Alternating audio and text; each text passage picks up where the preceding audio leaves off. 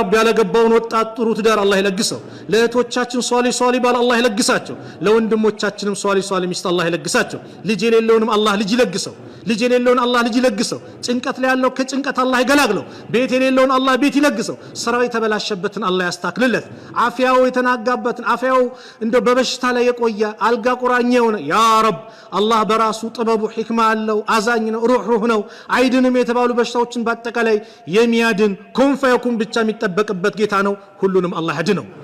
አላህ ያድነው ወላጆቻችንን አላህ ይጠብቅልን ከመልካም ስራ ጋር ከአፊያ ጋር እድሜያቸውን አላህ ያርዝምልን የሞቱብን ደም የጀነት አላህ ይበላቸው ከቀብር ቅጣት አላህ ይጠብቃቸው اللهم انصر الاسلام والمسلمين واذل الشرك والمشركين ودمر اعداءك واعداء الدين اللهم انصرنا